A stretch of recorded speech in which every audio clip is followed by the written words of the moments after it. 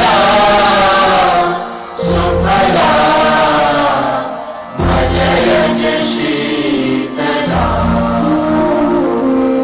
शस्त्र श्यामला मातरम वंदे मातरम शुभ्र ज्योत्स्ना पुलकित यामिनी कुसुमित द्रुमदल शोभिनी सुहासिनी सुमधुर भाषिणी सुखदां वरदां मातरं वन्दे मातरं वन्दे मातरम्।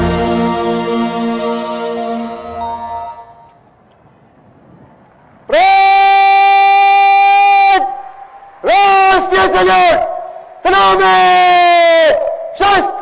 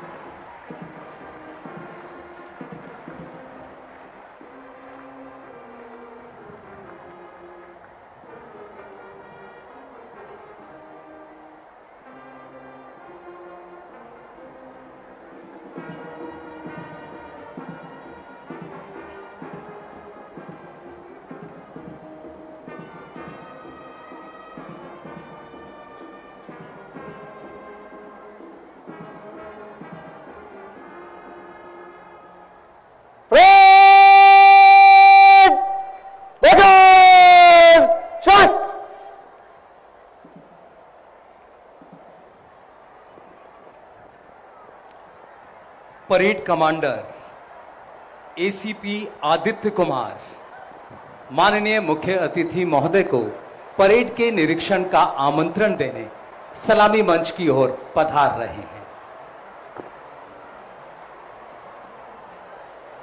परेड आपके निरीक्षण के लिए हाजिर है श्रीमान।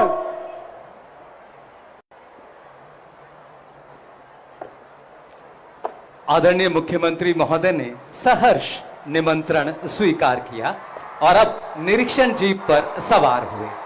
साथ में हैं दिल्ली पुलिस सशस्त्र बल के विशेष आयुक्त श्री रॉबिन हिप्पू और parade commander ACP Aditya Kumar.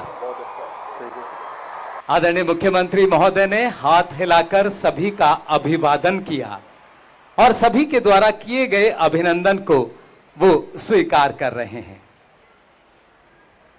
इस समय हमारे सभी दर्शकों में विशेष उत्साह, तालियों के साथ सब आदरणीय मुख्यमंत्री दिल्ली सरकार का अभिनंदन कर रहे हैं।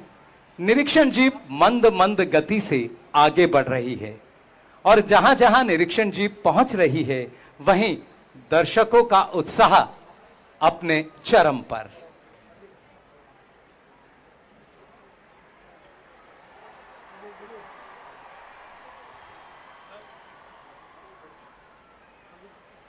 निरीक्षण जीप अब धीरे धीरे आगे बढ़ते हुए सभी हाथ हिलाकर अभिनंदन और अभिवादन करते हुए निरीक्षण जीप अब परेड के सम्मुख पहुंच गई है। परेड के निरीक्षण के लिए पहला दल दिल्ली पुलिस, शांति सेवा न्याय जिनका आदर्श वाक्य है। दिल्ली पुलिस एक्ट 1861 के द्वारा गठित की गई और देश की ही नहीं अपितु विश्व की सक्षम पुलिस। अगला दल Delhi home guard and civil defence, आदर्श वाक्य निष्काम सेवा। सिविल डिफेंस के साथ आदर्श वाक्य सर्वभूत हिते रतय। उसके बाद दिल्ली फायर सर्विस का दल। निरीक्षण जीप अब फायर सर्विस के सामने से गुजरती हुई।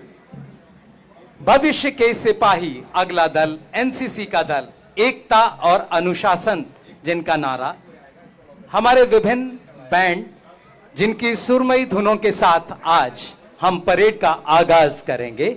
और अब दिल्ली के विभिन्न विभिन्न विद्यालयों से आए ये बच्चे, दिल्ली के सरकारी विद्यालयों के बच्चे, हमारे free hand marchers boys, free hand marcher girls, NSS और इसी के साथ हमारे फ्लैग बियरर्स, ध्वज दल बालिका और ध्वज दल बाल, सलामी इस समय परेड निरीक्षण करती हुई सलामी मंच की ओर बढ़ रही हमारी jeep flag bearers boys and girls के सामने से गुजरती हुई।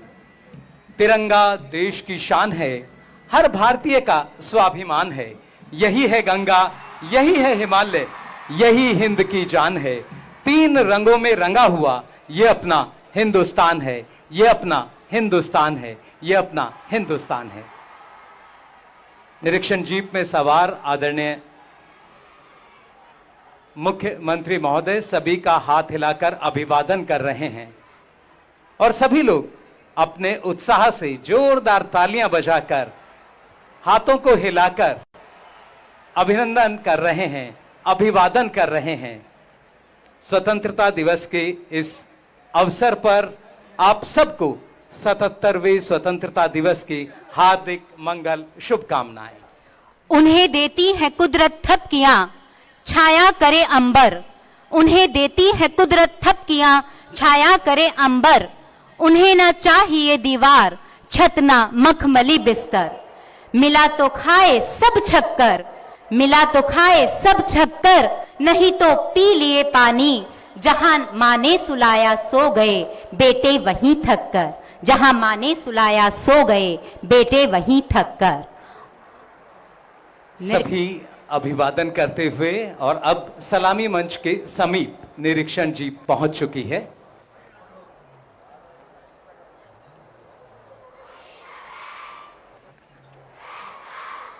वेट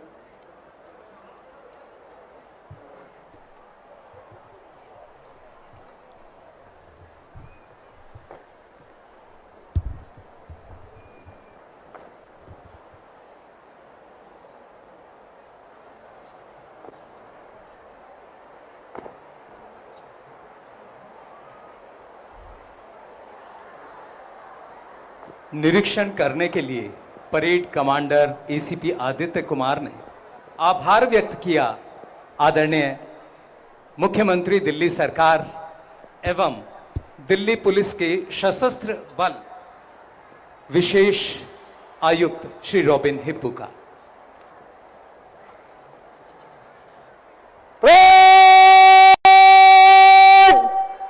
दाहिने से प्लाटून होगी, कॉलम बंद से गुजरेगा। नंबर 1 कंपनी आगे, तीनों तीन दाहिने चलेगा। दाहिने बढ़।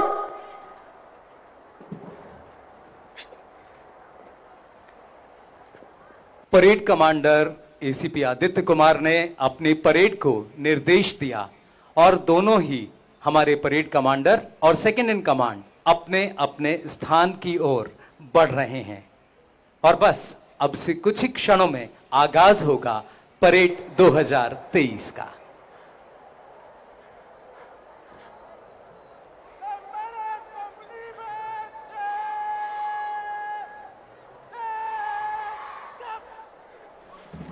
और ये आगाज परेड 2023।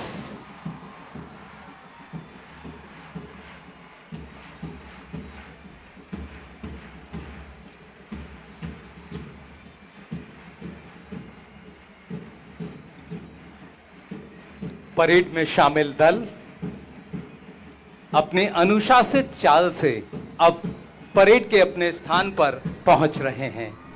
नेतृत्व दे रहे हैं ACP Aditya Kumar. Parade commander सबसे आगे अब बढ़ते हुए, चलते हुए, और कहीं ना कहीं भाव यही कि तन समर्पित मन समर्पित और सब ये धन समर्पित, देश मेरे दूं तुझे क्या और यह जीवन समर्पित। सधी हुई चाल से, अनुशासित चाल से दिल्ली पुलिस का पहला दल अब सलामी मंच की ओर बढ़ रहा है। ठीक आगे parade commander ACP Aditya Kumar अब सलामी मंच के करीब पहुंचते हुए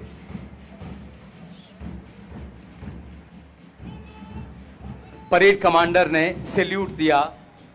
पहले इंस्पेक्टर देवेंद्र कुमार दिल्ली पुलिस के कंपनी कमांडर, पहला दल एसआई मनमोहन के नेतृत्व में अब सलामी मंच के सामने से गुजर रहा है।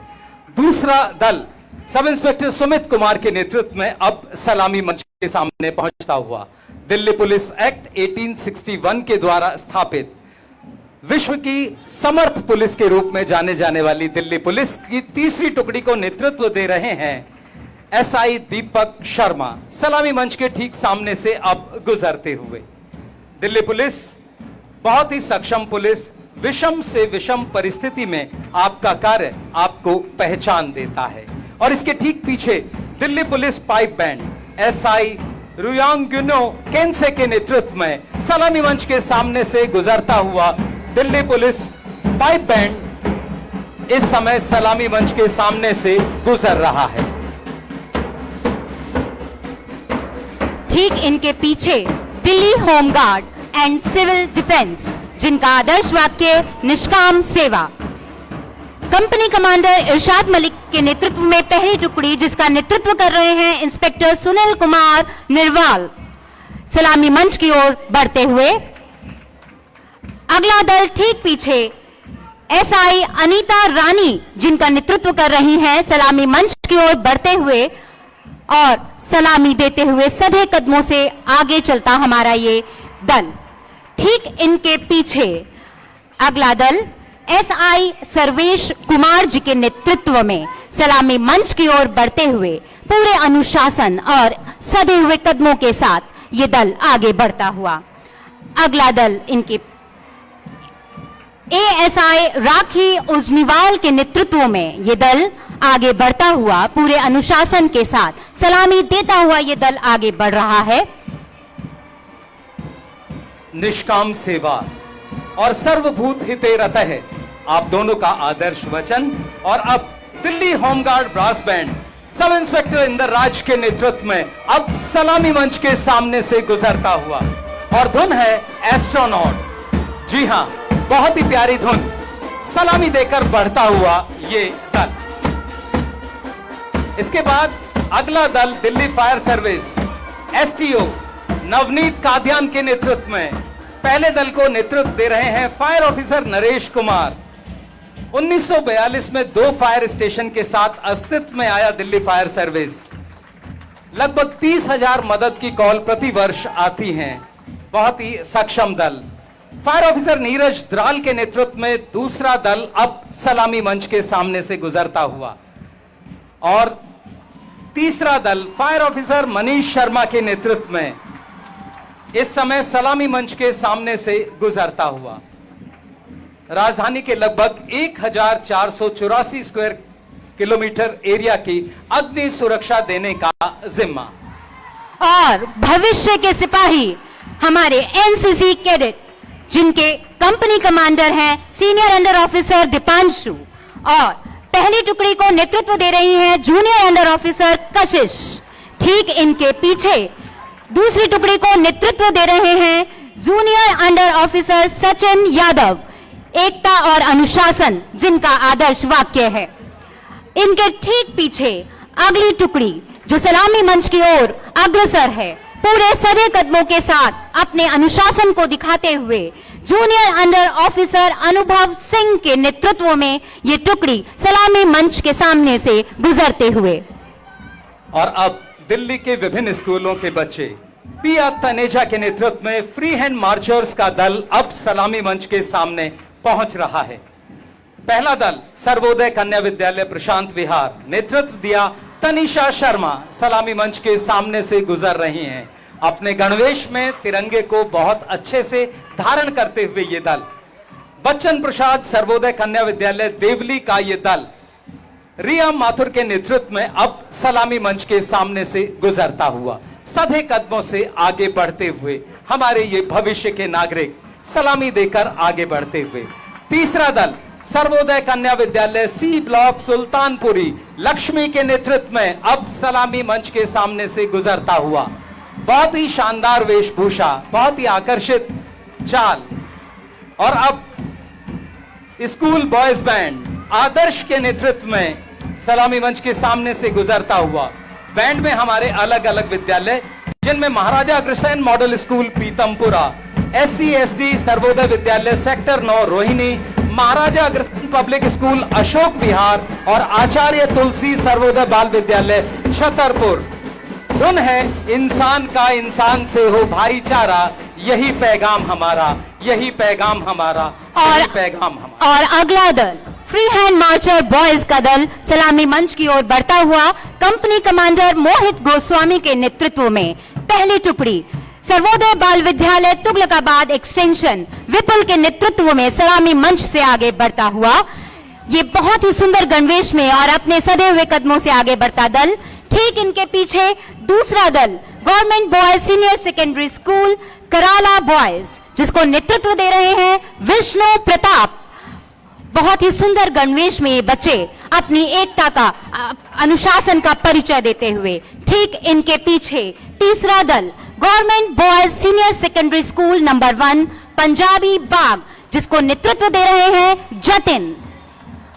बहुत ही सुंदर तरीके से सलामी देते हुए ये बच्चे आगे बढ़ते हुए। और ठीक इनके पीछे NSS कंपनी कमांडर शाइना निगार के नेतृत्व में पहली टुकड़ी, जिसको नेतृत्व दे रही है government coed senior secondary school Rampura Tanvi Sharma. और ठीक इनके पीछे दूसरा दल जो सलामी मंच की ओर अग्रसर हो रहा है government coed C block Mangolpuri, जिसको नेतृत्व दे रही है रेखा। बहुत ही सधे कदमों के साथ ये बच्चे आगे बढ़ते हुए। और ठीक इनके पीछे government boys senior secondary school phase 2 Ashok Vihar boys, जिसको नेतृत्व कर रहे हैं साहिल। सलामी मंच की ओर बढ़ते हुए ये बच्चे सलामी देते हुए और सधे कदमों से आगे चलते हुए। देश के ये नौनिहाल सलामी मंच से आगे बढ़ते हुए। और अब school girls band Samia Zafar के नेतृत्व में सलामी मंच के सामने से गुजर रहा हमारा गर्ल्स बैंड। ट्यून है Jhelum. Queen Mary's school 30 Hazari, government girls senior secondary school A block Saraswati Vihar और SKV राजनगर पार्ट 2 पालम के बच्चे। और इनके ठीक पीछे फ्लैग बियरर ध्वज दल बालिका कंपनी कमांडर अनु सिंह के नेतृत्व में पहला दल SKV नेहरू विहार, दूसरा दल government girl senior secondary school Haiderpur girls और तीसरा SKV नंबर 2 पंजाबी बाग। और इसके ठीक पीछे बढ़ा चला आ रहा है ध्वज दल बाल flag bearers boys, government boys senior secondary school IARI Pusa, government boys senior secondary school number 1 Rohini Avantika और government boys senior secondary school Shalimar village. Vishnu के नेतृत्व में ये दल अब सलामी मंच के सामने से गुजरता हुआ। नीला रंग शांति, स्थिरता, वीर भाव और ज्ञान का प्रतीक है। बहुत ही सुंदरता के साथ आगे बढ़ता हमारा ये ध्वज दल बाल। और इस समय अब Delhi home guard pipe band inspector Ram Narayan के नेतृत्व में मिली जुली धुन बजाता हुआ और सलामी मंच के सामने से बजाता हुआ चल रहा है छोटी छोटी गैया छोटे छोटे ग्वाल छोटो सो मेरो मदन गोपाल। और अब second in command inspector Ashok Rathi सलामी मंच के सामने से सलामी देकर गुजरते हुए। धीरे धीरे सभी दल अपने अपने स्थान पर पहुंच रहे हैं। स्वच्छ भारत, विकसित भारत, स्वस्थ भारत, हरित दिल्ली, स्वच्छ दिल्ली, सुरक्षित दिल्ली, गतिशील भारत, सार्थक भारत, सभी के प्रति हमारे हृदय में मैत्री की भावना रहेगी। जियो और जीने दो के संदेश के साथ अहिंसा, सत्य, शांति का प्रचार करेंगे। हम जानते हैं अनुशासन राष्ट्र का प्राण है। अनुशासन वह अग्नि है जिससे प्रतिभा योग्यता बन जाती है। अनुशासन में रहकर अपने कर्तव्य का पालन करेंगे, यही हम सबका आज का प्रण है। और किसी ने कहा है कि कुछ नशा तिरंगे की आन का है, कुछ नशा मातृभूमि के मान का है। हम लहराएंगे हर जगह तिरंगा, ये नशा हिंदुस्तान की शान का है।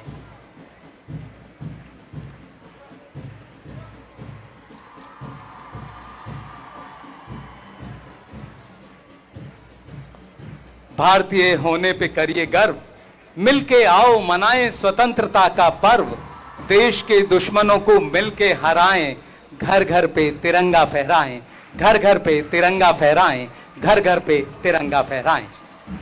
यही दुआ, यही दुआ, यही दुआ और वंदन हो, मेरे भारत का अभिनंदन हो, मेरे भारत का अभिनंदन हो, मेरे भारत का अभिनंदन हो। सदा ही लहराता रहे ये तिरंगा हमारा, सदा ही लहराता रहे ये तिरंगा हमारा, सारे जहां से अच्छा हिंदुस्तान हमारा, सारे जहां से अच्छा हिंदुस्तान हमारा, सारे जहां से अच्छा हिंदुस्तान हमारा। जो देश के लिए शहीद हुए उनको मेरा प्रणाम, अपने खून से मातृभूमि को सींचा उन बहादुरों को प्रणाम, उन बहादुरों को प्रणाम, उन बहादुरों को प्रणाम।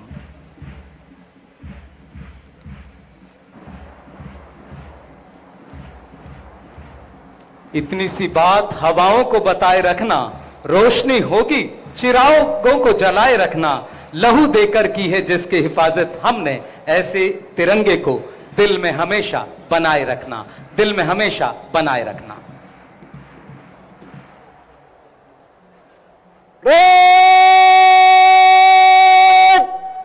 समीक्षा क्रम को मध्य से तेज चल।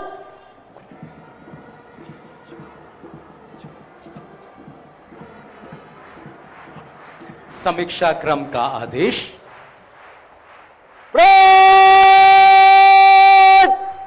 जनरल सैल्यूट, सलाम शस्त्र।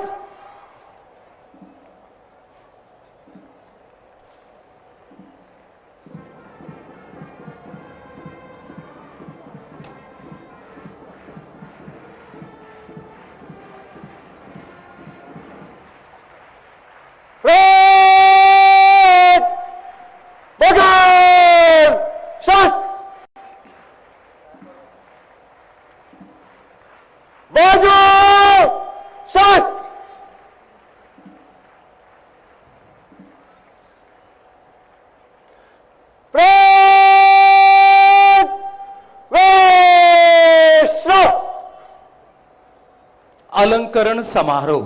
स्वतंत्रता दिवस के पावन दिन अब योग्यता, कर्तव्यपरायणता का सम्मान माननीय मुख्यमंत्री दिल्ली सरकार के कर कमलों से होगा। सम्मानित होंगे असिस्टेंट सुपरिटेंडेंट प्रवीण राठी। श्री प्रवीण राठी ने दिल्ली कारागार विभाग को सन 1996 में ज्वाइन किया। कोरोना संक्रमण के दौरान जेल नंबर 5 के ड्यूटी ऑफिसर के तौर पर कोरोना संक्रमण को रोकने के लिए किए गए आपके प्रयास प्रशंसनीय रहे। आपको समय समय पर प्रशंसा पत्र, नगद पुरस्कार, मुख्यमंत्री प्रशंसा पत्र प्रदान किए गए। आपके कार्य के प्रति समर्पण, लगन एवं निष्ठा के कारण आपको वर्ष 2015 में president's award for correctional service medal for meritorious service से सम्मानित किया गया। और आज आपकी धैर्यता, कार्यकुशलता को सम्मानित करने के लिए president's award for correctional service for distinguished services प्रदान किया जा रहा है। सम्मानित हो रहे हैं असिस्टेंट सुपरिटेंडेंट प्रवीण राठी। जोरदार तालियों से आप सहभागी बने।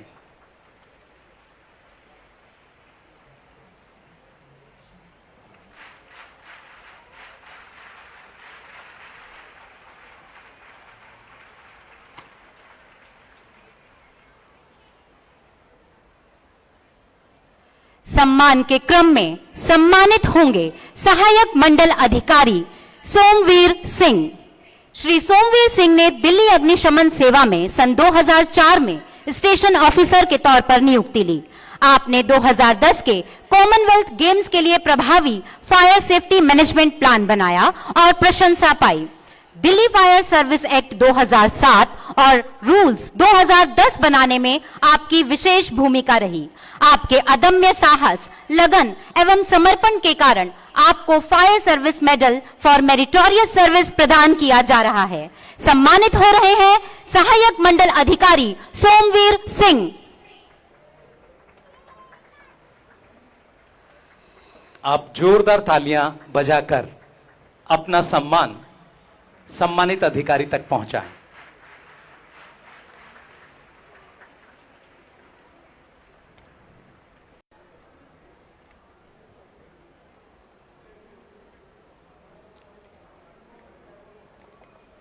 सम्मान के अगले क्रम में सम्मानित होंगे लीडिंग फायरमैन निर्मल सिंह। श्री निर्मल सिंह ने दिल्ली फायर सर्विस को सन 1996 में ज्वाइन किया।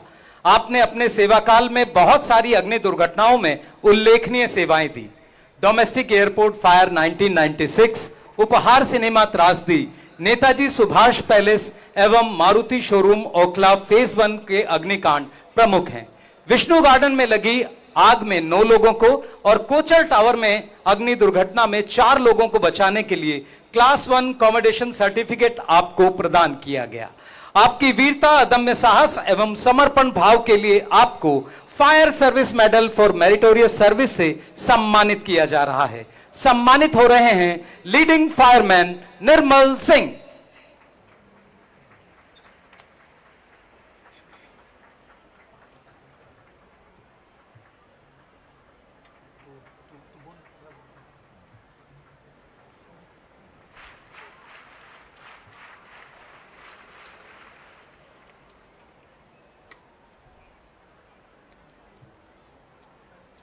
सम्मान की श्रृंखला में अब सम्मानित होंगी असिस्टेंट सुप्रिंटेंडेंट कमलेश। कमलेश जी ने दिल्ली कारावास विभाग सन 1989 में मैट्रन के तौर पर ज्वाइन किया। आपने line officer, duty officer, control room के सभी कार्यों में अच्छा प्रदर्शन किया।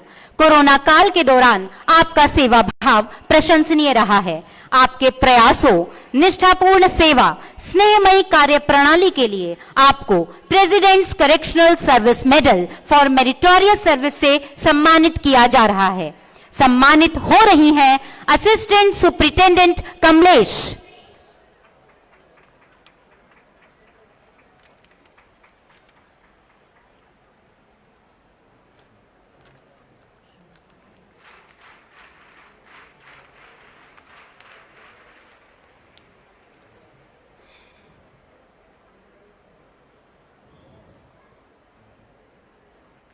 सम्मान की श्रृंखला में अब सम्मानित होंगे असिस्टेंट सुप्रिंटेंडेंट प्रेमचंद मांझी। श्री प्रेमचंद मांझी सन 1989 में दिल्ली कारागार विभाग में नियुक्त हुए। आपने अपने कार्यकाल में विभिन्न दक्षताओं को दिखाते हुए कार्यकुशलता का परिचय दिया। कोरोना संक्रमण के समय बड़ी संख्या में कैदियों को जेल से मुक्त किए जाने के समय आपके द्वारा की गई सेवा अतुलनीय है। इन सभी बातों को ध्यान में रखते हुए आपकी कर्मठता, कर्तव्य परायणता के लिए आपको president's correctional service medal for meritorious सम्मान से सम्मानित किया जा रहा है। सम्मानित हो रहे हैं असिस्टेंट सुप्रिंटेंडेंट प्रेमचंद मांझी।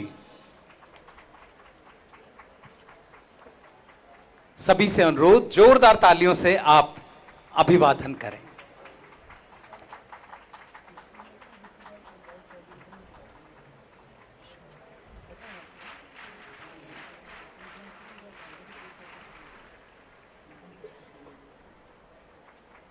सम्मान के क्रम में अब सम्मानित होंगे असिस्टेंट सुप्रिंटेंडेंट अरुण कुमार। श्री अरुण कुमार पिछले 25 वर्षों से कारागार विभाग में कार्यरत हैं। आपने श्री अन्ना हजारे जी के धरने के समय अपनी सूझबूझ का परिचय देते हुए असामाजिक गतिविधियों को पकड़ा और उन पर रोक लगाने में सफलता पाई। आपकी मदद से जेल संख्या 5 में TJFM रेडियो का प्रारंभ किया गया। आपके समर्पण, नवाचारों के प्रति लगाव, धैर्य एवं साहस के लिए आपको president's correctional service medal for meritorious service से सम्मानित किया जा रहा है। सम्मानित हो रहे हैं असिस्टेंट सुप्रिंटेंडेंट अरुण कुमार।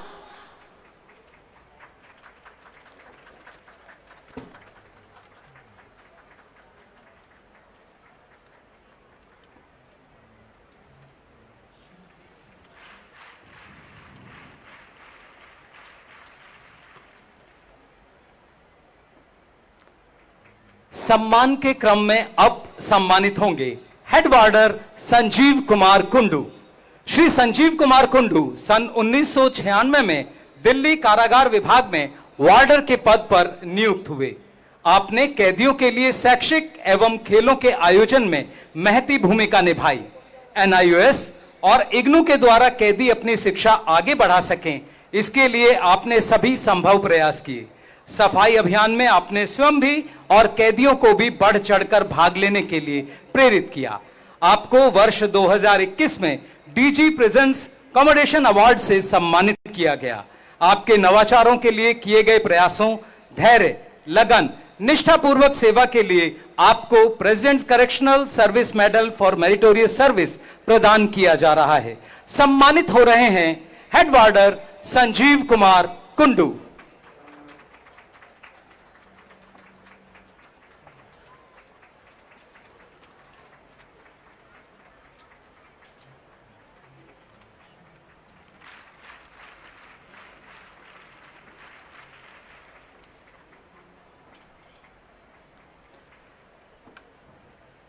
अलंकरण समारोह संपन्न हुआ। इस अवसर पर माननीय मुख्यमंत्री महोदय से अनुरोध करते हैं उनके संबोधन के लिए। माननीय मुख्यमंत्री महोदय, दिल्ली सरकार।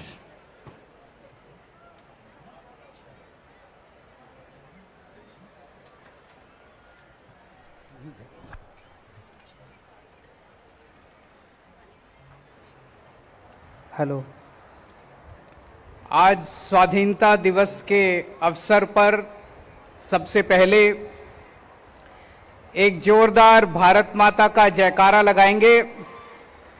सब लोग मुट्ठी बंद करेंगे, हाथ ऊपर करेंगे और पूरे दिल से बोलेंगे, भारत माता की, भारत माता की, इंकलाब, इंकलाब, वंदे, वंदे।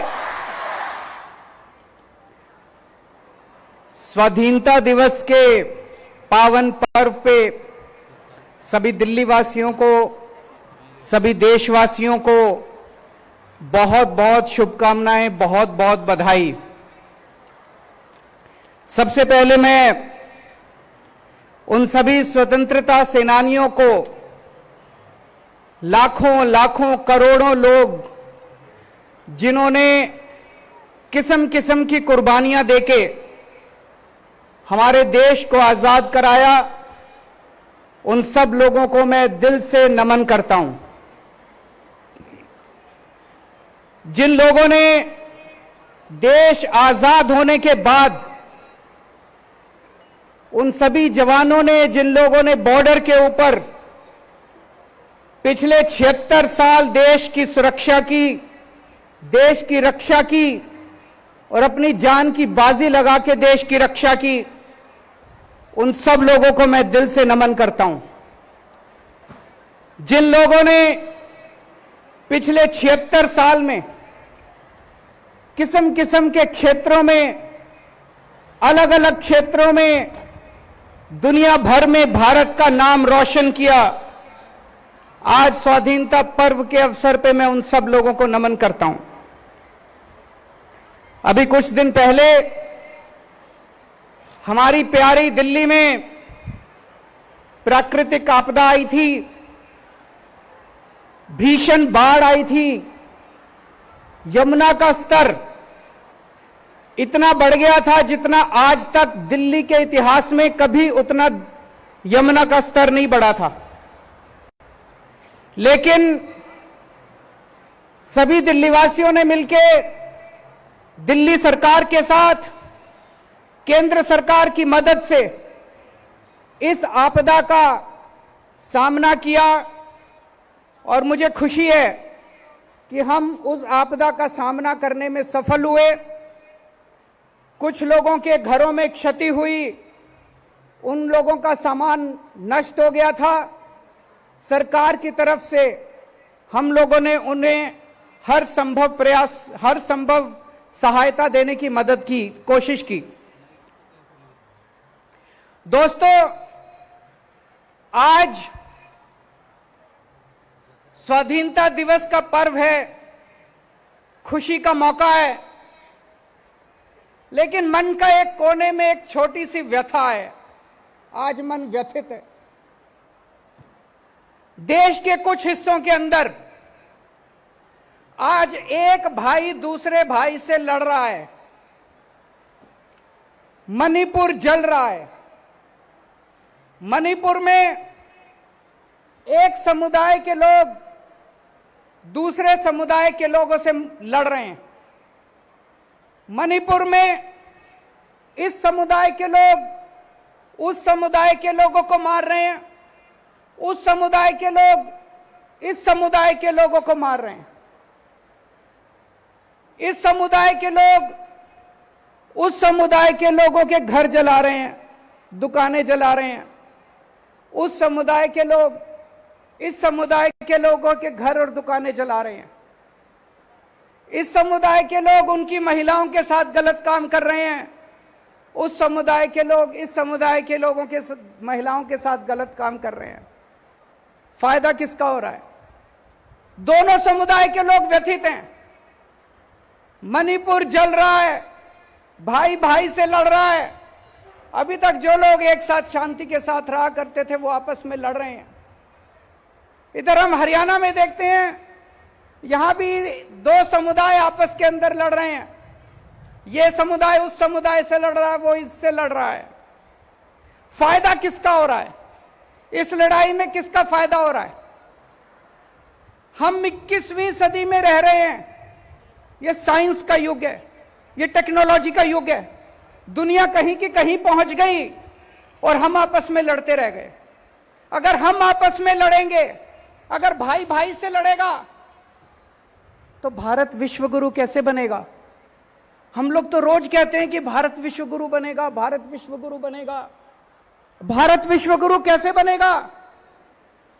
एक परिवार, एक पिता जिन्होंने अपनी जिंदगी में खूब पैसा कमाया, उनकी मौत हो गई। उनके 4 बच्चे हैं, चारों बच्चे आपस में लड़ रहे हैं, एक दूसरे को मारने पे आतुर हैं। क्या वो परिवार प्रगति कर सकता है? बिल्कुल नहीं कर सकता। पिताजी जो कमा के गए थे वो भी खत्म कर देगा परिवार, चारों बच्चे उसको भी उजाड़ देंगे। लेकिन एक परिवार जिसमें चारों भाई मिलके परिवार में एक साथ मोहब्बत के साथ रहते हैं, वो परिवार तरक्की करता है। अगर हमें विश्व गुरु बनना है, अगर हमें देश को तरक्की देनी है, विकास देना है, अगर हमें दुनिया में नंबर 1 देश बनना है, तो 140 करोड़ लोगों को एक परिवार की तरह रहना पड़ेगा। 140 करोड़ लोगों को एक टीम की तरह रहना पड़ेगा। आज हमारे देश के सामने इतनी समस्याएं हैं, उन समस्याओं को कैसे निपटेंगे हम अगर हम आपस में लड़ते रहे तो? आज सुनने में आता है देश के कई हिस्सों में लंबे लंबे बिजली के पावर कट लगते हैं। कहीं 7 घंटे का पता चलता है, उस राज्य में 7-7 घंटे के पावर कट, इस राज्य में 8-8 घंटे के पावर कट, कई कई घंटे बिजली नहीं आती। मैं आपसे पूछना चाहता हूं, पूरी दुनिया में ऐसा कौन सा अमीर देश है, पूरी दुनिया में ऐसा कौन सा विकसित देश है जिसमें लोगों को 24 घंटे बिजली नहीं मिलती? जब तक हमारे देश के अंदर 7-7, 8-8 घंटे के पावर कट लगेंगे, हमारा देश कभी विश्व गुरु नहीं बन सकता। कहने को बड़े बड़े भाषण दिए जा सकते हैं, जब तक हमारे देश में 24 घंटे बिजली नहीं होगी, इंडस्ट्री कैसे तरक्की करेगी, किसान कैसे बुआई करेगा अगर हमारे देश के अंदर 24 घंटे बिजली नहीं होगी? तो अगर हमें दुनिया में विश्व गुरु बनना है तो अपने देश में 24 घंटे बिजली का इंतजाम करना पड़ेगा। हमारे देश में लंबे लंबे पावर कट क्यों लग रहे हैं? बिजली क्यों नहीं आती? क्या बिजली की कमी है? अब मैं आपको एक ऐसा आंकड़ा बताने वाला हूं जिसे सुन के आप चौंक जाएंगे। हमारे देश में 4.25 लाख मेगावाट बिजली बनाने की क्षमता है। कितनी क्षमता है? 4.25 लाख मेगावाट बिजली उत्पादन करने की क्षमता है। यानी कि हमारे देश में इतने पावर प्लांट हैं कि वो सारे अगर 100% क्षमता पे काम करें तो 4.25 लाख मेगावाट बिजली बना सकते हैं। और हमारे देश की बिजली की डिमांड कितनी है? पीक डिमांड, यानी कि सबसे ज्यादा डिमांड। जैसे दोपहर के टाइम में सारे लोग एसी चला लेते हैं तो सबसे ज्यादा बिजली, उसको पीक डिमांड कहते हैं। पीक डिमांड हमारे देश की केवल 2 लाख मेगावाट है। हमारी 4.25 लाख मेगावाट बिजली बनाने की क्षमता है, लेकिन केवल 2 लाख मेगावाट बिजली की डिमांड है। फिर भी बिजली नहीं आती, फिर भी पावर कट लगते हैं, फिर भी हमारे घर में बिजली नहीं पहुंचती। क्यों? क्या कारण है? मिसमैनेजमेंट, भ्रष्टाचार, लैक ऑफ विजन। पहले दिल्ली में भी ऐसा ही था। 2015 में जब हमारी सरकार बनी थी, मेरे को याद है 2014 की गर्मियां मेरे को आज तक याद है, जब रात को 7-7, 8-8 घंटे के पावर कट लगा करते थे। दिल्ली में हमने ठीक कर दिया। यहां भी मैनेजमेंट खराब था, दिल्ली का मैनेजमेंट हमने ठीक किया। आज पूरे देश में दिल्ली अकेला शहर है जहां 24 घंटे बिजली आती है। अब दिल्ली में पावर कट नहीं लगते, अब दिल्ली में बिजली नहीं जाती। लोगों ने जनरेटर खरीदने बंद कर दिए, इन्वर्टर खरीदने बंद कर दिए। अब दिल्ली में 24 घंटे बिजली आती है। पंजाब में भी पहले यही हाल था, लंबे लंबे पावर कट लगते थे, बिजली आती नहीं थी, 6-6 घंटे के, 7-7 घंटे के। अभी 1 साल हुआ पंजाब में सरकार बने हुए, पंजाब में 24 घंटे बिजली आनी चालू हो गई है। पंजाब में भी अब 24 घंटे बिजली आती है। देश में भी 24 घंटे बिजली आ सकती है अगर हमारी 4.25 लाख मेगावाट बिजली बनाने की क्षमता है, तो हमारे देश के अंदर भी 24 घंटे बिजली आ सकती है। मैनेजमेंट ठीक करना है, भ्रष्टाचार खत्म करना है। 3 से 4 साल लगेंगे। 3 से 4 साल के अंदर पूरे देश के अंदर 24 घंटे बिजली आ सकती है, पावर कट खत्म हो सकते हैं। और जब देश में पावर कट खत्म होंगे, 24 घंटे बिजली आएगी, तभी तो हमारा देश विश्व गुरु बनेगा। लंबे लंबे पावर कट से विश्व गुरु कैसे बनेगा? एक और बात है, कोई पावर प्लांट अगर 50% कैपेसिटी पे चलता है तो वो जो बिजली पैदा करता है वो बहुत महंगी होती है। और अगर 100% कैपेसिटी पे काम करता है तो वो बहुत सस्ती बिजली पैदा करता है। अगर हम अपनी पूरी 100% क्षमता पे 4.25 लाख मेगावाट बिजली पैदा करनी चालू कर दें, देश में बिजली के रेट आधे हो जाएंगे। हम बिजली एक्सपोर्ट करना चालू कर देंगे, दूसरे देशों को भारत बिजली देना चालू करेगा और अपने देश के अंदर 24 घंटे बिजली आनी शुरू हो जाएगी। तभी मेरा भारत विश्व गुरु बनेगा। मैंने दिल्ली में मुफ्त बिजली देनी चालू की। 200 यूनिट तक लोगों के बिजली के बिल हमने माफ कर दिए। कुछ लोगों ने मेरा बहुत मजाक उड़ाया। पंजाब में जब सरकार बनी, पंजाब के अंदर भी हम लोगों ने लोगों को बिजली मुफ्त देनी चालू कर दी कि अगर आपका 200 यूनिट तक का बिजली का बिल आता है तो आपको बिजली का बिल नहीं भरना पड़ेगा। कुछ लोगों ने मेरा बहुत मजाक उड़ाया, कुछ लोगों ने मेरी बहुत निंदा की, कुछ लोगों ने कहा केजरीवाल फ्री की रेवड़ी देता है। आज मैं देश के सामने 2 विकल्प रख रहा हूं। पहला विकल्प, अगर हमें पूरे देश के 140 करोड़ लोगों के 200 यूनिट तक के बिजली के बिल माफ करने हैं, केवल 1.5 लाख करोड़ रुपए का खर्चा आएगा।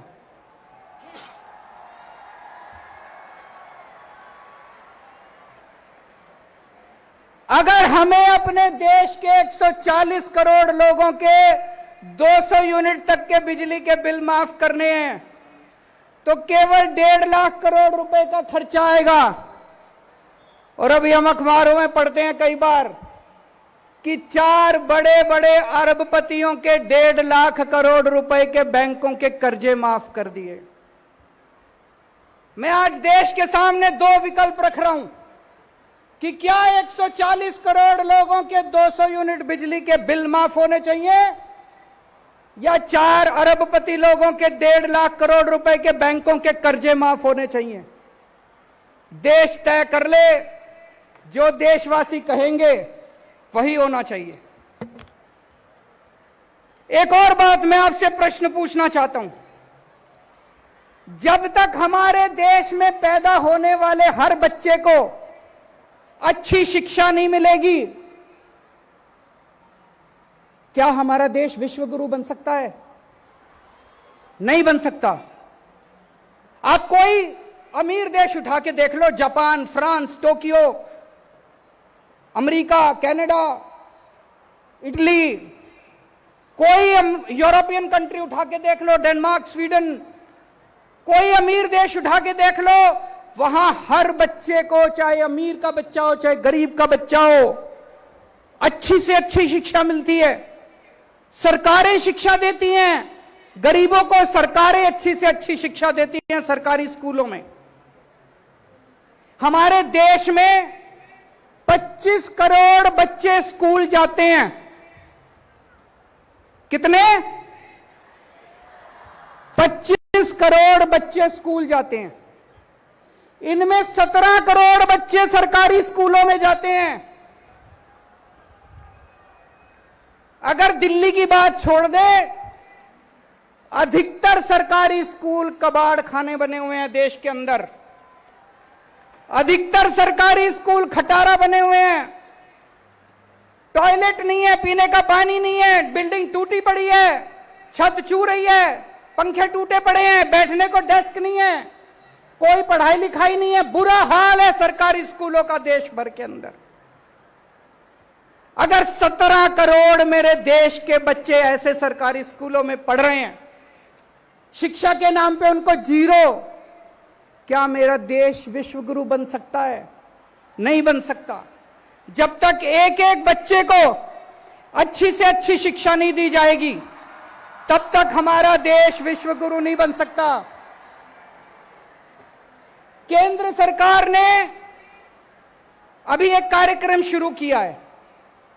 पूरे देश में 14,500 सरकारी स्कूलों को ठीक करने का 5,000 करोड़ रुपए खर्च करके 14,500 सरकारी स्कूल केंद्र सरकार ठीक करेगी। पर पूरे देश में तो 10 लाख सरकारी स्कूल हैं। 10 लाख सरकारी स्कूल। 5 साल में अगर हम 14,500 स्कूल ठीक करेंगे तो 10 लाख सरकारी स्कूल ठीक करने में तो 150-200 साल लग जाएंगे। आज मैं आपके सामने एक प्लान रख रहा हूं।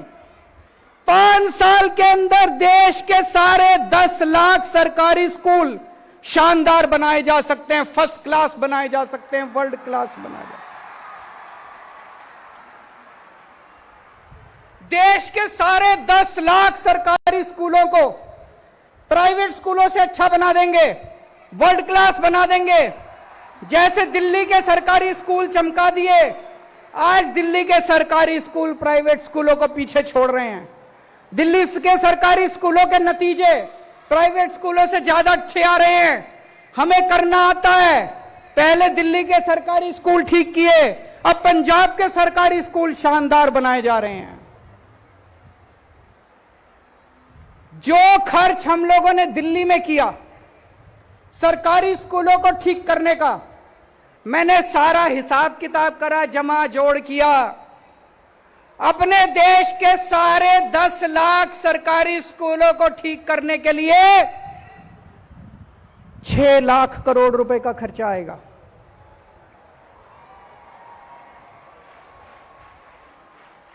और अगर 5 साल में ठीक करेंगे तो 6 लाख को 5 से भाग करके देख लो, 1.25 लाख करोड़ रुपए हर साल खर्च करने पड़ेंगे। 1.25 लाख करोड़ रुपए भारत जैसे देश के लिए, अपने लिए कोई ज्यादा नहीं है। अगर मेरे देश के 25-17 करोड़ बच्चों को अच्छी शिक्षा मिलती हो, अगर मेरे देश के 17 करोड़ बच्चों को शानदार शिक्षा मिलती हो, प्राइवेट स्कूलों से भी अच्छी शिक्षा मिलती हो, तो हर साल 1.25 लाख करोड़ रुपए तो कुछ भी नहीं है। भारत जैसे लोग देश के लिए तो चिल्लर है 1.25 लाख करोड़ रुपए। क्या हमें अपने देश के बच्चों को अच्छी शिक्षा देने के लिए हर साल 1.25 लाख करोड़ रुपए खर्च करने चाहिए? आप लोग मेरे से पूछोगे, अरविंद जी स्कूल तो अच्छे हो जाएंगे, शानदार हो जाएंगे, स्कूल चलाने का खर्चा कहां से आएगा? उसका भी मैं आज हिसाब किताब लेके आया हूं। देश के 17 करोड़ बच्चों को अच्छी शिक्षा देने के लिए, अच्छे अच्छे टीचर देने के लिए, शानदार यूनिफॉर्म देने के लिए, अच्छी पढ़ाई कराने के लिए, टीचर्स को अच्छी ट्रेनिंग देने के लिए एक साल में 7.5 लाख करोड़ रुपए चाहिए। और अभी पूरे देश में केंद्र सरकार और सारी राज्य सरकारें मिला के शिक्षा के ऊपर 7.5 लाख करोड़ रुपए खर्च करती हैं। इसका मतलब कोई भी एक्स्ट्रा पैसा नहीं चाहिए। जो खर्चा होता है उसमें भ्रष्टाचार खत्म कर दो, सारे बच्चों को अच्छी शिक्षा मिल जाएगी।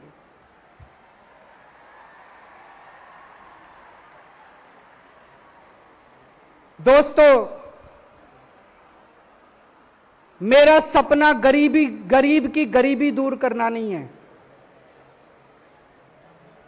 ये वाले स्लोगन तो हम पता नहीं कब से दूर सुनते आ रहे हैं, गरीबी दूर करो, गरीबी दूर करो। मेरा सपना गरीब की गरीबी दूर करना नहीं है। मेरा सपना हर गरीब को अमीर बनाना है। मैं हर गरीब को अमीर बनाना चाहता हूं। और हर गरीब तब अमीर बनेगा जब उसका बेटा इंजीनियर बनेगा, जब उसका बेटा डॉक्टर बनेगा, जब उसके बेटे को शानदार शिक्षा मिलेगी। एक मजदूर के बेटे को जानता हूं, उसके पिताजी दिहाड़ी करते हैं, मुश्किल से 4-5 हजार रुपए महीना कमाते हैं। दिल्ली के अंदर 4-5 हजार रुपए महीने में कुछ नहीं होता। उसके बेटे ने सरकारी स्कूल में पढ़ते पढ़ते इस बार वो इसका एडमिशन इंजीनियरिंग में हो गया। अब जब वो बच्चा पास करके निकलेगा, 2 लाख 3 लाख रुपए महीना तनख्वाह, उसकी शुरुआत की तनख्वाह 2 लाख रुपए महीना होगी। अमीर हुआ कि नहीं हुआ उसका परिवार? उसके परिवार की गरीबी दूर नहीं हुई, उसका परिवार अमीर हो गया। जब हमारे देश में पैदा होने वाले हर बच्चे को अच्छी शिक्षा मिलने लगेगी, तब मेरा देश विश्व गुरु बनेगा। विश्व गुरु केवल भाषण देने से नहीं बनेगा। हमारे देश के अंदर आज अगर किसी के घर में कोई बीमार हो जाए, अगर थोड़ी सी सीरियस बीमारी हो जाए, सब कुछ लुट जाता है। सरकारी दिल्ली को छोड़ दें, देश के अन्य हिस्सों में सरकारी अस्पतालों का इतना बुरा हाल है, इतना बुरा हाल है, डॉक्टर आते नहीं है, मशीनें काम नहीं करती हैं, टेस्ट होते नहीं हैं, कोई इलाज नहीं होता। हर आदमी चाहता है मैं प्राइवेट में जाके इलाज कराऊं। जब तक इस देश के अंदर पैदा होने वाले हर इंसान को अच्छे से अच्छा इलाज नहीं मिलेगा, तब तक मेरा देश विश्व गुरु नहीं बन सकता। आप कोई देश उठा के देख लो, हर देश के अंदर वहां की सरकारें अपने लोगों को पूरा मुफ्त और अच्छा इलाज देती हैं। दिल्ली में हमने मोहल्ला क्लिनिक बनाए, गली गली के अंदर मोहल्ला क्लिनिक खुल गए हैं। अगर आपको छोटी सी बीमारी होती है, आप मोहल्ला क्लिनिक में जाओ, आपका इलाज हो जाता है। आपको दवाइयां मुफ्त मिलती है, आपको टेस्ट मुफ्त होते हैं, आपका इलाज हो जाता है। हमारे देश में कितने गांव ऐसे हैं, दूर दूर तक अगर छोटी सी बीमारी हो जाए, मैंने देखा है सोशल मीडिया में, आपने भी देखा होगा, 2 लोग चारपाई पे उठा के उसको इतनी दूर चलते जा रहे हैं और अस्पताल तक पहुंचने के लिए। मैंने हिसाब लगाया है, देश के कोने कोने में मोहल्ला क्लिनिक खोला जा सकता है। 1 लाख मोहल्ला क्लिनिक खोलने के लिए पूरे देश में कोने कोने में 1 लाख मोहल्ला क्लिनिक खोलने के लिए केवल 10,000 करोड़ रुपए चाहिए। 10,000 करोड़ रुपए तो कुछ भी नहीं है। 10,000 करोड़ रुपए 2 साल के अंदर पूरे देश में कोने कोने के अंदर, देश के कोने कोने में, गांव गांव के अंदर मोहल्ला क्लिनिक खोले जा सकते हैं। 1 लाख मोहल्ला क्लिनिक खोलने के लिए केवल 10,000 करोड़ रुपए चाहिए। और अगर आपको थोड़ी बड़ी बीमारी हो जाए, हमारे देश के अंदर हर जिले में जिला अस्पताल है, लेकिन आज जिला अस्पताल की बहुत बुरी हालत है। जिला अस्पताल टूटे फूटे पड़े हैं, मशीनें काम नहीं कर रही। इसका मैंने पूरा प्लान बनाया। हर जिले के जिला अस्पताल को 500 बेड अस्पताल बनाने के लिए, मल्टी स्पेशलिटी अस्पताल बनाने के लिए, मैक्स फोर्टिस अपोलो जैसा शानदार अस्पताल बनाने के लिए, पूरे देश के हर जिले में एक एक मल्टी स्पेशलिटी हॉस्पिटल खोलने के लिए केवल 1.5 लाख करोड़ रुपए चाहिए। मैं तो कई बार सोचता हूं ये 75 साल में अभी तक क्यों नहीं हुआ, हो जाना चाहिए था। इतने कम पैसे, 1.5 लाख करोड़ रुपए में पूरे देश के हर जिले के अंदर 500 multi bedded multi speciality hospital खुल सकता है। और दिल्ली के अंदर हम हर व्यक्ति को फ्री इलाज देते हैं, सारी दवाइयां फ्री, सारे टेस्ट फ्री, ऑपरेशन फ्री, सब। 140 करोड़ लोगों का फ्री इलाज करने के लिए, सबको फ्री इलाज की सुविधा देने के लिए केवल 2.5 लाख करोड़ रुपए चाहिए। तो टोटल कितने हो गए? 2.5 लाख करोड़, 10,000 करोड़, 1.5 लाख करोड़, 4 लाख करोड़। आपको जान के ताज्जुब होगा, आज पूरे देश में राज्य सरकारें और केंद्र सरकार मिलके 4 लाख करोड़ रुपए खर्च करती हैं। एक नया पैसा एक्स्ट्रा नहीं चाहिए, कोई एक्स्ट्रा पैसा नहीं चाहिए। ये जो पैसा चोरी हो रहा है, भ्रष्टाचार में जा रहा है, सारा पैसा मिसमैनेजमेंट हो रहा है। जैसे दिल्ली में हमने ठीक किया, जैसे पंजाब में हमने ठीक किया, अगर पूरे देश के अंदर मैनेजमेंट ठीक कर दिया जाए तो इस देश के हर आदमी को फ्री में शानदार इलाज मिल सकता है। और जब मेरे देश के हर व्यक्ति को फ्री में शानदार इलाज मिलेगा, तभी मेरा देश विश्व गुरु बनेगा। और आप सोच के देखो, अगर हमारे सारे बिजली के प्लांट चलने लग गए, इतने सारे स्कूल खुल जाएंगे, इतने सारे अस्पताल, मोहल्ला क्लिनिक खुलेंगे, 3 करोड़ नए रोजगार पैदा होंगे। मेरे 3 करोड़ युवा साथियों को रोजगार मिलेंगे। पूरे देश में 3 करोड़ लोगों को रोजगार मिलेंगे। लोगों को सुरक्षा चक्र मिलेगा। किसी के घर में बच्चा पैदा होगा, उसे यह चिंता नहीं है मैं इसकी पढ़ाई कैसे कराऊंगा। किसी के घर में कोई बीमार होगा, उसे यह चिंता नहीं है मैं इसका इलाज कैसे कराऊंगा। किसी को अपना बिजली का बिल देने की चिंता करने की जरूरत नहीं पड़ेगी। 3-3 सुरक्षा चक्र लोगों को मिलेंगे। आज इतनी महंगाई है, अभी अभी एक सर्वे आया थोड़े दिन पहले, पूरे देश में सबसे कम महंगाई दिल्ली के अंदर है, 2%। बाकी राज्यों में 6% महंगाई है, दिल्ली में 2% महंगाई है। क्यों?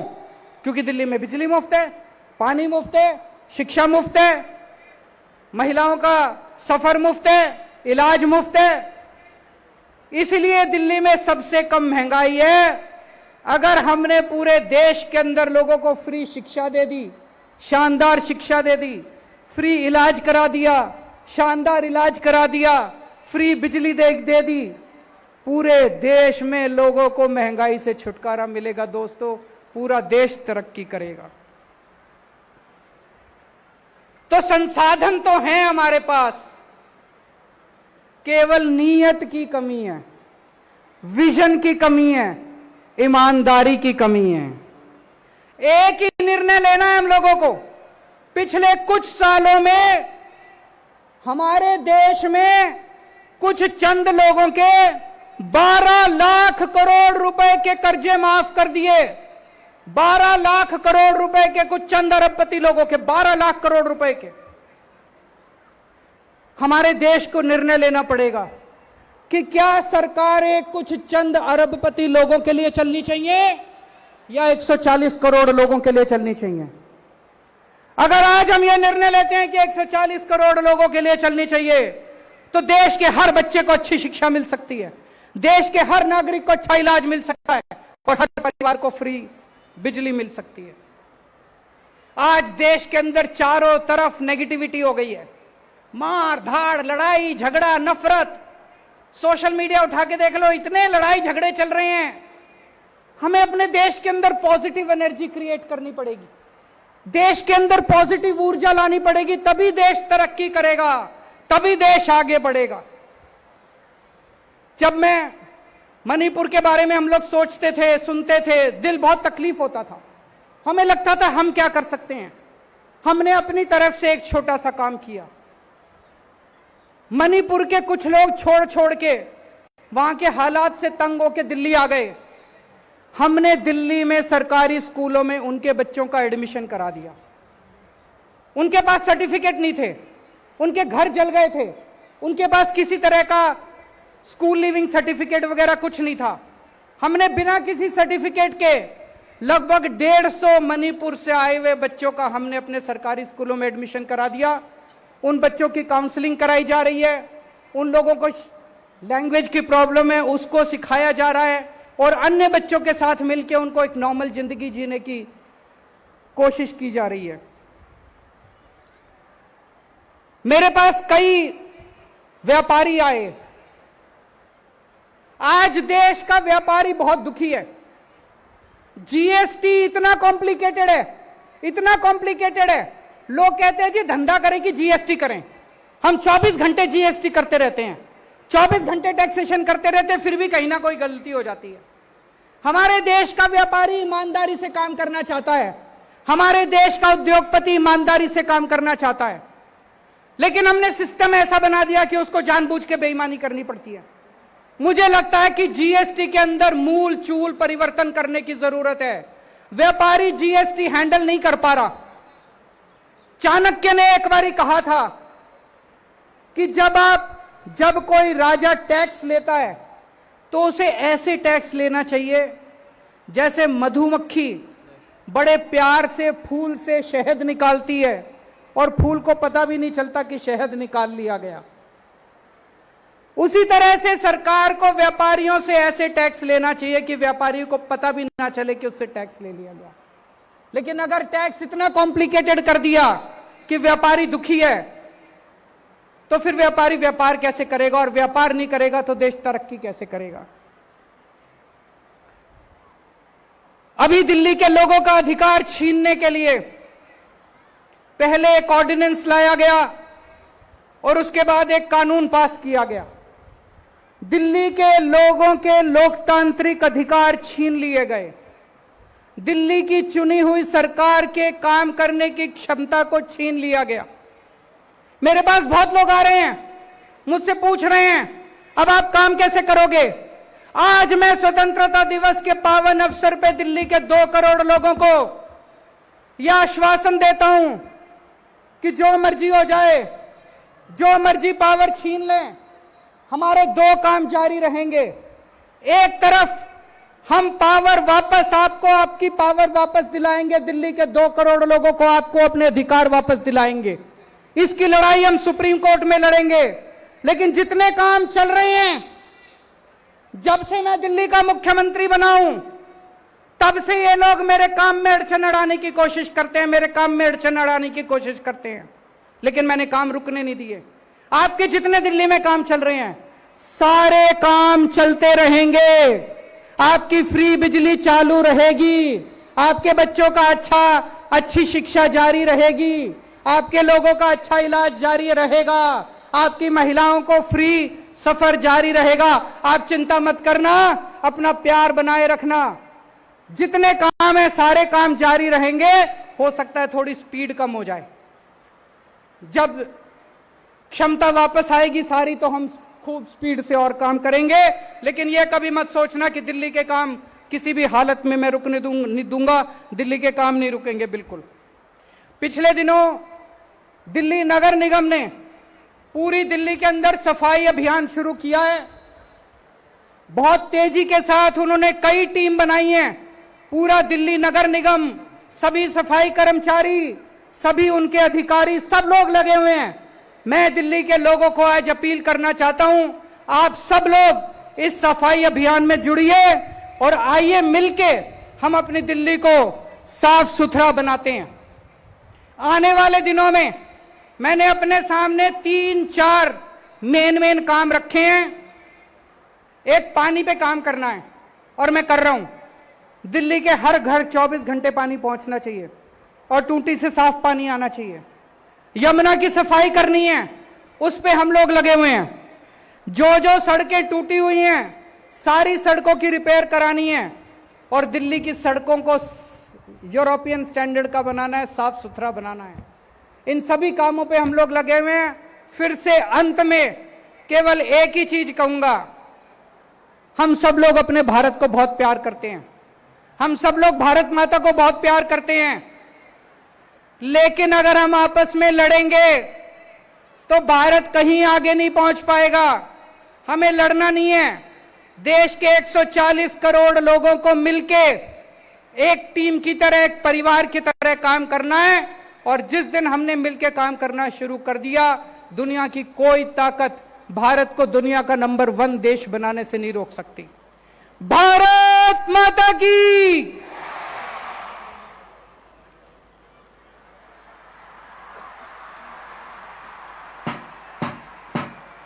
जन गण मन अधिनायक जय हे भारत भाग्य विधाता। पंजाब सिंध गुजरात मराठा द्राविड़ उत्कल बंगा। विंध्य हिमाचल यमुना गंगा उच्चल जलधि तरंगा। तब शुभ नामे जागे तब शुभ आशीष मांगे। गाहे तब जय गाथा। जन गण मंगलदायक जय हे भारत भाग्य विधाता।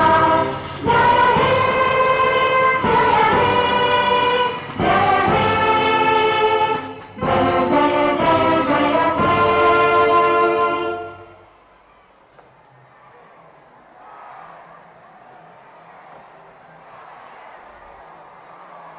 परेड समाप्त हुई। श्रीमान सर हटो थोड़ा सा।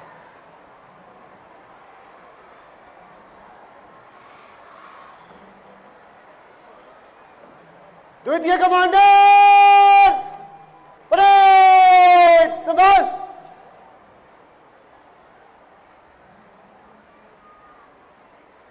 परेड परेड चल।